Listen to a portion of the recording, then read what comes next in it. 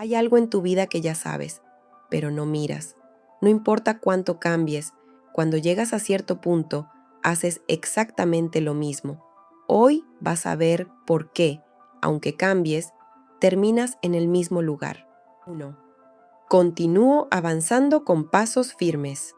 Eso es lo que digo siempre, pero hay partes de mi vida donde no avanzo. Me detengo exactamente en el mismo punto. No importa cuánto cambie el contexto. El límite se repite, invisible, preciso, y no viene de afuera. 2. Cada acción, bien hecha, es un cimiento para construir logros más grandes. Suena correcto, pero no siempre es verdad. A veces, una acción bien hecha no te acerca a una vida más grande, solo demuestra qué tan bien aprendiste a funcionar dentro de un marco pequeño. Ahí nace el problema. No nace en la falta de disciplina, nace en el momento en que tu sistema interno aprende que avanzar no significa expandirte, sino volverte aceptable, predecible, correcto. En esa etapa temprana, hacerlo bien no siempre era libertad. Muchas veces era protección, era evitar error, tensión, rechazo o pérdida de pertenencia. Y cuando esa lógica se instala, sigues creciendo, pero dentro de un perímetro invisible, y ahí es donde algo deja de encajar. Te esfuerzas, cumples, respondes, sostienes, incluso mejoras. Y sin embargo, hay una parte de tu vida que no cruza cierto umbral. No porque no tenga capacidad, sino porque todo tu movimiento sigue organizado alrededor de no desbordar el marco que un día te dio seguridad. Entonces no es que estés fallando, es que aprendiste a hacer muy bien lo que no te expande. Todo cambia cuando dejas de aplaudir lo que te limita. Cuando preguntas, ¿esto que hago construye futuro o solo confirma un límite? Ahí cambia todo. Porque al ver dónde nació tu forma de medirte, puedes dejar de perfeccionar tu adaptación y empezar a construir desde una conciencia más amplia, más libre y más verdadera. Desde un lugar donde hacer bien las cosas ya no sea una forma de encajar, sino una forma de crear. Y ahí, por fin, el logro deja de ser obediencia y se convierte en expansión real para tu vida. Pero decidir distinto no es suficiente, si lo que haces cada día sigue yendo en la misma dirección. 3. Lo que hacemos hoy marca la calidad de lo que lograremos mañana. Suena evidente, pero casi nadie se detiene a mirar cómo se marca. Porque el futuro no solo se construye con esfuerzo, se construye con dirección. Y ahí nace el problema. No nace en la falta de talento, ni siquiera en la falta de disciplina. Nace cuando una persona aprende a responder a todo, pero no a orientarse hacia algo. Empieza en una dinámica donde lo urgente gana prestigio, donde resolver, cumplir y reaccionar parece más valioso que sostener una línea clara. Entonces el día se llena, la agenda se mueve, la energía se gasta, pero la dirección se diluye. Y eso provoca una confusión peligrosa. La persona siente que está haciendo mucho porque realmente hace mucho. Avanza tareas, atiende frentes, apaga fuegos, sostiene responsabilidades, pero al mirar más de cerca, descubre que gran parte de su esfuerzo no está organizando un mañana más sólido, sino apenas administrando la dispersión del presente. Ese es el costo invisible de vivir sin dirección. No te detienes, pero tampoco avanzas de verdad. No porque estés perdido, sino porque demasiadas acciones nacen sin una jerarquía interior. Y cuando no hay jerarquía, todo pesa igual, todo exige, todo entra. Y lo importante deja de liderar. Y tu vida deja de construirse por diseño para empezar a moverse por arrastre. La transformación empieza cuando dejas de medir tu día por cuánto resolviste y comienzas a medirlo por cuánto alineaste. Cuando preguntas, ¿esto que hago empuja mi vida hacia donde quiero ir o solo evita que hoy se desordene? Ahí aparece la dirección y con ella cambia la calidad del mañana. Porque cuando tus acciones dejan de salir de la urgencia y empiezan a salir de una intención sostenida, el futuro deja de ser una idea y se vuelve una consecuencia. No es en lo grande donde fallas, es en lo que dejas pasar. 4. La excelencia se forja en cada detalle. Suena noble, incluso admirable. Pero ahí es donde muchos se equivocan. No todo cuidado por el detalle es excelencia. A veces es ansiedad bien organizada. Y ahí nace el problema. No nace en querer hacer las cosas bien. Nace cuando el detalle se convierte en garantía emocional, cuando sientes que si todo está perfecto, nada podrá cuestionarte. Entonces el criterio deja de guiar y el miedo empieza a dirigir. El detalle deja de ser elección y se vuelve obligación.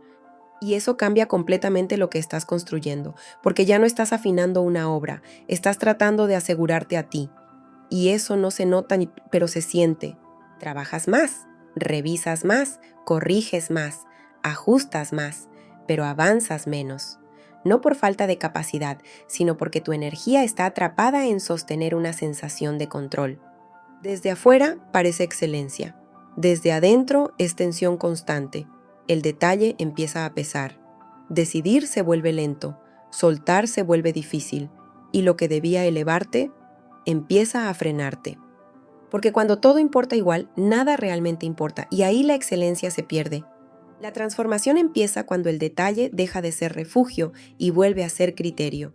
Cuando no cuidas todo, sino lo esencial.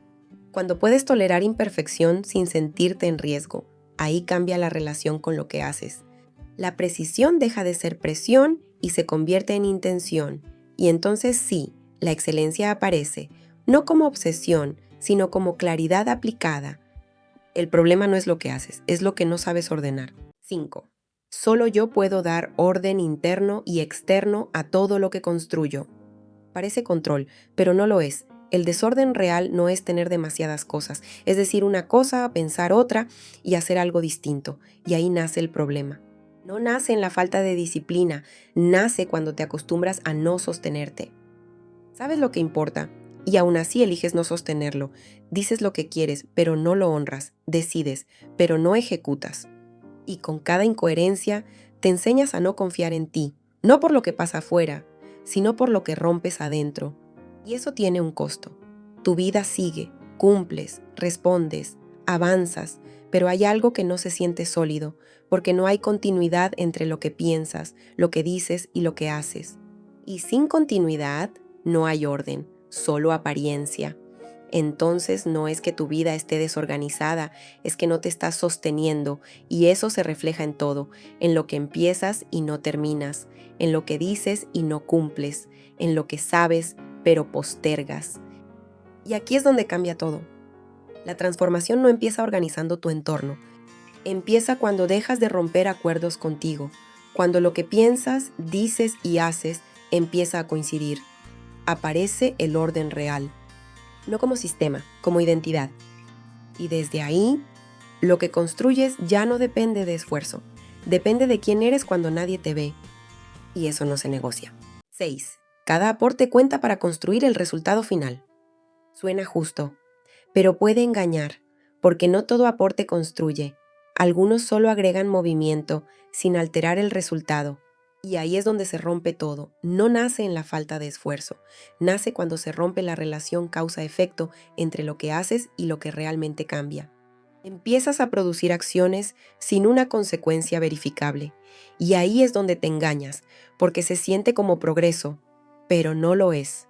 Solo se mueve, pero no cambia nada. Ejemplo, trabajas todo el día, respondes mensajes, atiendes pendientes, cumples con lo que te piden, terminas agotado. Pero al cerrar el día, lo importante sigue igual.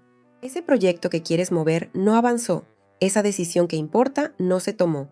Ese cambio que esperas no ocurrió. No porque no hiciste nada, sino porque todo lo que hiciste no estaba conectado a eso. La mayoría no se estanca por falta de acción, se estanca por falta de incidencia, porque aportar no es participar. Es alterar algo que siga cambiando incluso cuando ya no estás. Entonces no es que no estés aportando, es que tu aporte no deja rastro. Y sin rastro no hay acumulación real, solo esfuerzo que se disuelve. La transformación empieza cuando cambias la pregunta, ¿qué cambió hoy porque yo estuve? Ahí aparece otra forma de trabajar, menos visible, pero más decisiva, donde cada aporte no llena el tiempo sino que inclina el resultado. Y cuando eso se sostiene, lo que haces deja de dispersarse y empieza a construir algo que ya no depende de volver a empezar. 7. Muchas veces siento que la montaña está extremadamente inclinada, pero al mirar atrás reconozco que quien está en la cima es muy diferente a quien hizo el recorrido. No es solo esfuerzo, es transformación acumulada. Cuando estás dentro del proceso, lo que sientes es peso. Cada paso exige, cada avance cuesta, cada error incomoda. Ahí empieza la distorsión. No nace en la dificultad, nace en cómo interpretas el recorrido. Desde abajo todo parece desproporcionado, demasiado lento, demasiado exigente, demasiado lejos. Y casi no se nota cuando ocurre. Empiezas a medir tu progreso solo por resultados visibles. Cuando no los ves, dudas. No de lo que haces, de ti. Piensa en un día reciente. Te levantaste temprano, hiciste lo que tocaba. Sostuviste conversaciones que antes evitabas. Nadie aplaudió, nadie validó, nada cambió afuera. Al final del día la sensación es la misma, no es suficiente.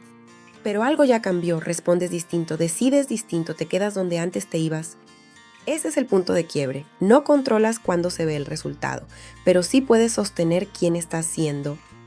Ahí aparece la conciencia. El progreso real no siempre se refleja primero afuera, se reorganiza adentro, en cómo piensas, en cómo respondes, en lo que toleras y en lo que ya no aceptas. La transformación ocurre cuando aprendes a verlo, cuando dejas de exigirte resultados inmediatos y empiezas a reconocer cambios estructurales. Ahí aparece otra forma de avanzar, más silenciosa, pero más irreversible, donde cada paso no solo te acerca a una meta, sino que redefine quién eres mientras llegas. 8. Lo que no decides a tiempo, alguien más lo decide por ti y luego lo llamas destino. No es drama, es estructura. Cada vacío de decisión se llena. Si no eliges tú, el entorno elige. Y casi nunca lo hace a tu favor. Ahí empieza el desplazamiento, no en un gran evento, en pequeñas omisiones. Pospones una conversación, dejas abierta una opción, evitas cerrar un acuerdo. Nada parece grave, pero el sistema se reorganiza. Otros fijan tiempos, otros definen condiciones, otros ocupan el espacio que dejaste. Y cuando reaccionas, ya es tarde, no porque no pudieras decidir, sino porque no lo hiciste cuando importaba. No era un vacío, era una decisión sin cerrar. Tenías que responder una propuesta, la entendías, sabías lo suficiente para tomar posición. Pero esperaste, un día más, luego otro. Cuando volviste, el marco había cambiado, los términos no eran los mismos. La oportunidad ya no era tuya, no fue mala suerte, fue tiempo sin decisión. Eso es lo que termina decidiendo por ti. La vida no solo responde a lo que haces, se configura alrededor de lo que dejas sin definir. Y cada espacio indefinido termina siendo ocupado por otra voluntad. Entonces no es que te falte claridad, es que estás dejando que otros definan por ti. La transformación empieza cuando cambias el estándar. No decidir también es decidir, pero a favor de otros. Elegir a tiempo no garantiza control total, pero evita que pierdas el control básico. Cierra lo que abriste, define lo que importa, asume el costo de elegir cuando aún incomoda. Porque después el costo no desaparece, solo cambia de forma y casi siempre llega más caro.